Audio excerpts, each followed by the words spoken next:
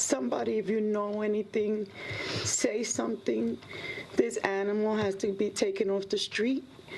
If it happened to my son, your child could be next, because this person didn't seem to care who Ethan was or who he was leaving behind. An emotional plea from the mother of 41-year-old Ethan Rivera, the Cat's bus driver who was shot and killed Friday night in Uptown.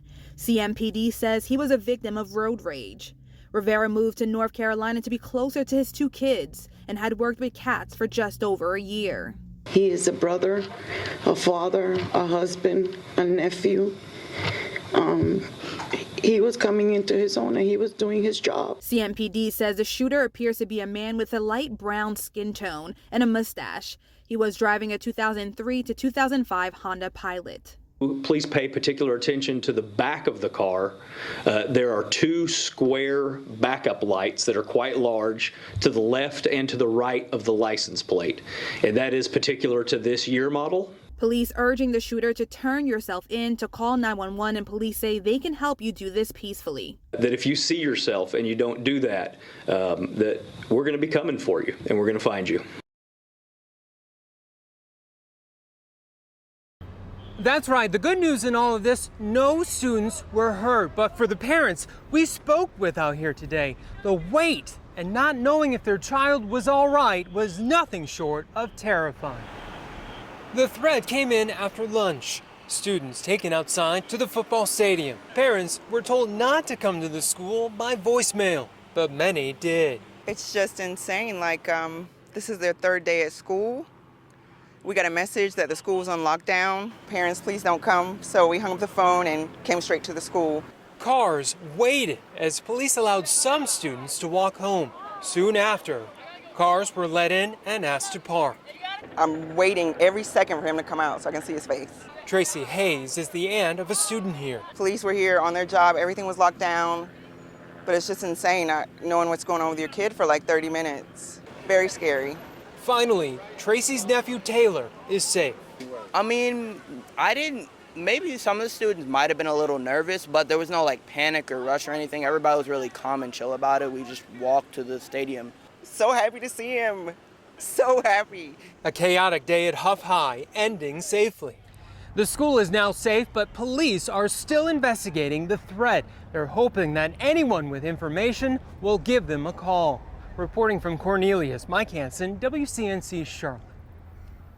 A quiet Saturday night erupts in gunfire.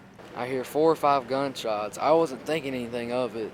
Neighbors next to the Kings Mountain Country Club tell WCNC a Kings Mountain police officer was shot here at the club.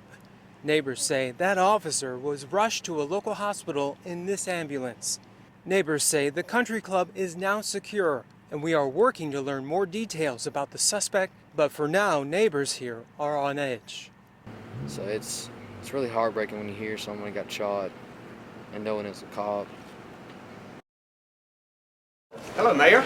Governor Roy Cooper says he is here at Knox Middle to see and learn about the good things at work. How many students? Soon we arrive at 6th grade teacher Felicia Young's class. When we had remote learning from home and how hard that was, that she made things a little more interesting. The kids and I are talking. We think you should do a TikTok with us today. It's an easy one. The 18-year veteran is a star on TikTok. In this video, you can read Sarah earns $400 a week and spends 15% on transportation. So how much does Sarah spend each week? The answer, $60. Give us a 3-second count. Mrs. Young says TikTok is where her students are. She says it's her secret to make learning fun. Her students agree. Yeah, she's a great one. She helps us a lot by doing projects and doing fun things to help us learn. They're fun because she teaches us a lot of stuff. She tells us how to simplify fractions and easy math stuff. She's a good teacher for me because she helps me learn to what I need to learn, and I learn it quickly. Students like Logan Benyon are reviewing story problems like this. Marcus had a 340-calorie muffin, then a big lunch. With a 2,000 per day limit, how much more can Marcus eat? Get it in the right order, or What get is it it in called? order. Sequence. Logan is learning critical thinking skills, a big need for today's learners. Mrs. Young says this summer school program will help her kids get back what the virus took. She says, she won't let them down. Because they're like my own. They're not just my students, they are my babies as well. And I went into teaching for the purpose of making a difference and impacting, and I have to give it 110% every day. This summer school program that's going on right now hopefully can help kids catch up. And what I've seen today, the little bit of what I've seen today, of what's going on here, makes me think that this can do some real good for our students to get them ready for the fall. A viral star teacher making a difference for her kids. Now creating a TikTok with the governor. Reporting from Rowan County, Mike Hanson, WCNC Charlotte. The president has said he wants to make his speech in North Carolina. Will it be in Charlotte, and what will that look like? Well, we love the state of North Carolina, and I know the president and I are truly honored that it'll be in Charlotte, it'll be here in North Carolina that we're renominated by the Republican Party. And I know the president, we're all making plans for him to accept that renomination here in Charlotte. The vice president came to the Raleigh area to look inside a reopened school and to get an update on the vaccine. Can you promise the American people a safe and effective vaccine by Election Day? I think the American people should be very proud of what companies like those in the Research Triangle here in North Carolina have done in record speed to develop therapeutics and vaccines in the midst of the coronavirus pandemic. Wake Research is now in phase 3, meaning 30,000 diverse Americans have already taken a prototype vaccine. With less than 100 days left before Americans cast their votes, many predict another close election, a critical time in a must-win state with an uncertain future on how the pandemic plays out. And here in North Carolina, you're going to vote for 4 more years. The vice president is now on his way back to D.C. However, many political analysts say these kinds of visits from both parties will become more frequent in the days ahead. Reporting from Raleigh, Mike Hanson, WCNC Charlotte. We just want equality. Black lives matter! Black, white, young and old, all united in a message. I wanted to come out today because I felt the need and the urge to actually do something. I have been talking and sharing and posting and living for a long time, and I'm ready to act. Deshair Mitchell has never done anything like this before, but this time, she says, is different. We need it everywhere because racism is everywhere and there are still issues. Mothers Against Racism organizing this walk from downtown Fort Mill to the Kingsley shopping area and back. Julia Elwine is just 19. Because the world needs change and the youth can change the world. Bruce Moody is 65 years old. You know, it's one thing to think that Black Lives Matter, but you need to step up and keep showing up, especially people my age that look like me.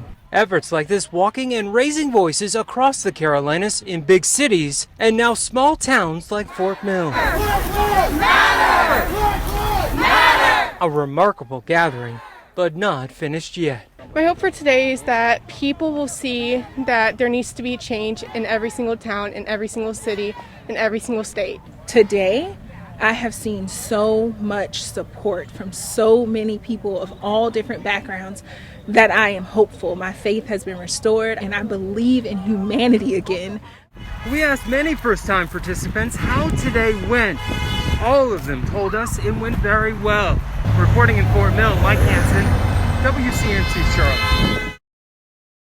That line is pretty long. It's going way back down the street. Amber Taylor tested positive right before Christmas. Christmas Eve, I just got symptoms. She is here off South Boulevard trying to get a test. Yeah, I'm trying to get a negative so I can go back to work. But this StarMed location can't help her.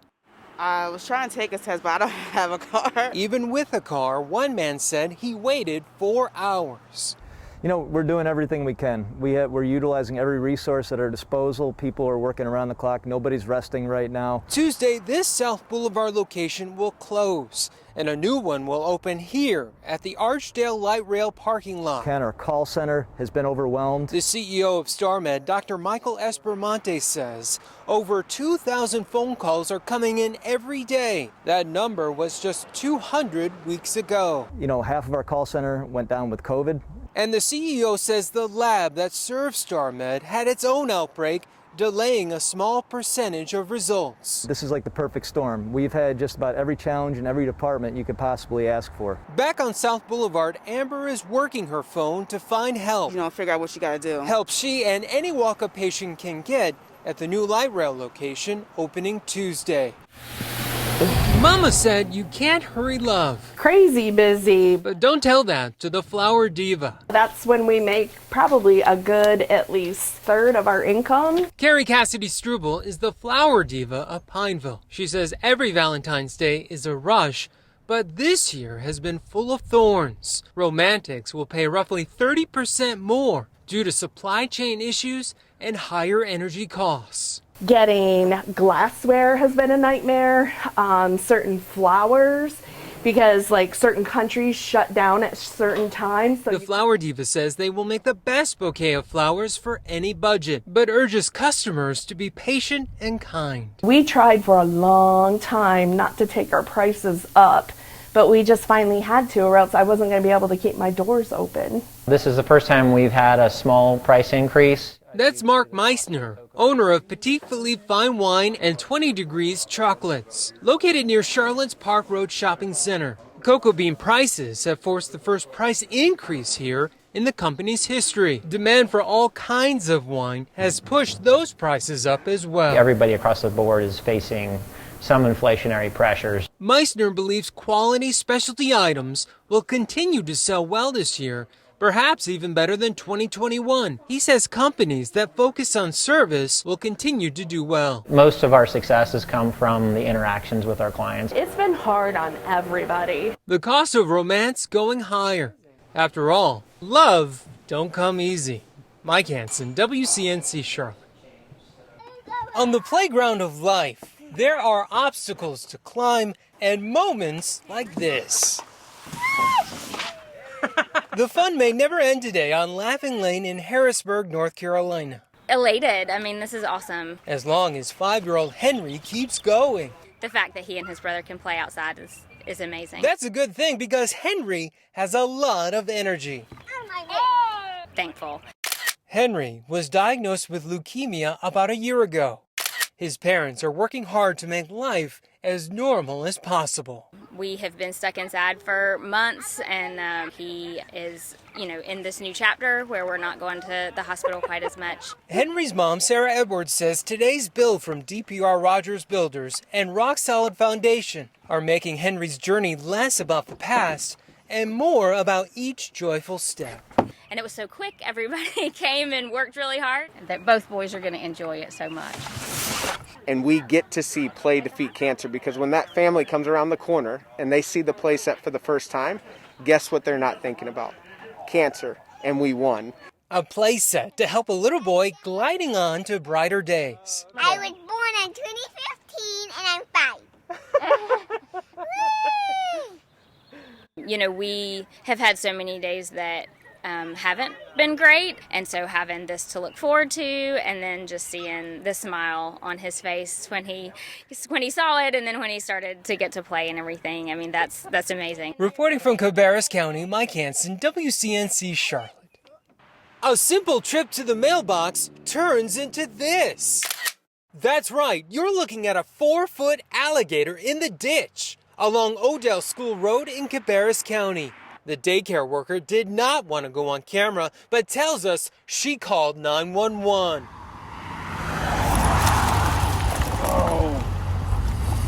In the video, you can hear the wildlife officer explain the danger. Because all the pressure, all the strength in their jaws is closed and not open.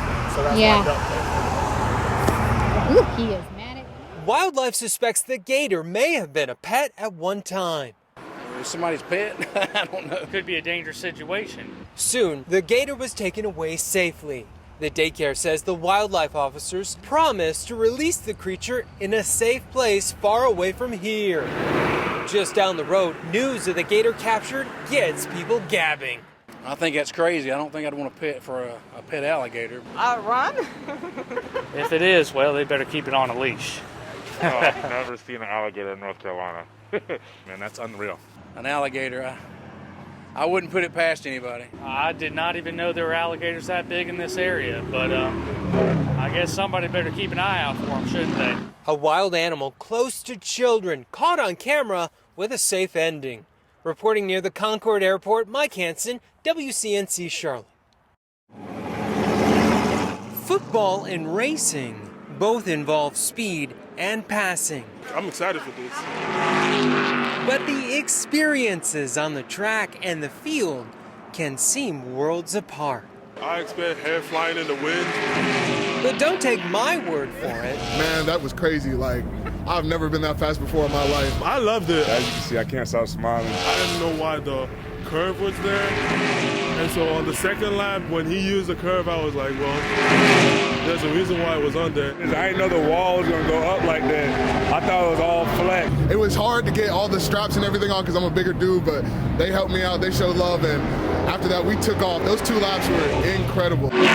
North Carolina and South Carolina will battle on the gridiron this week in the Duke's Mayo Bowl. Today, however, was about friendships and fun. These are moments that, I'm going to carry on for the rest of my life. When I was a little kid, I wanted to be a NASCAR driver until I grew a couple more feet and realized football was probably going to be better talent for me. But, I mean, I've always loved NASCAR. I love the speed of it. A uniquely Carolina experience. That speed is a different speed. Driving into a different kind of red zone. But you feel it out here. On the track. Seeing my teammates' faces as they get the car, it was a good time. Mike Hanson. A great experience. WCNC Charlotte. The skills you will learn, the experience you will get, and the connections you will make at Carolina School of Broadcasting will open the doors to the career you want. The Carolina School of Broadcasting has now signed off. The website today reads, after decades of teaching, the school is no longer enrolling students. It's sad because it's needed. Travis Hancock is the morning co-host of the Mac Attack on WFNZ Sports Radio. Travis is a success story. I'm not 17 years in to radio hosting without it. In March of 2020, like everything else, the school locked down and went virtual. How is this going to work? That's Brian Baltashevitz, the former director of instruction at the school. It was his job to make sure the students had what they needed. And so the challenge then became, how do you offer a hands-on curriculum when the students can't actually put their hands on anything? Graduated students will now need to call Raleigh for their transcripts and copies of certifications. When the pandemic hit, we really didn't have that option of going virtual. Pete Grigsby is a broadcast instructor at Blue Springs High School in Blue Springs, Missouri. From local high schools. The high school provides a student-run broadcast program still operating today. Welcome back. Grigsby says it would be nearly impossible to teach broadcasting skills virtually. Think about it. I mean, if I'm teaching a story structure of writing, where they also learn to shoot, it becomes a hands-on class. I think I'll speak for a lot of people that I know that went there, that we thank you for the chance. A beloved school now gone. Another reminder of the challenges of the past few years. Mike Hanson, WCNC Charlotte.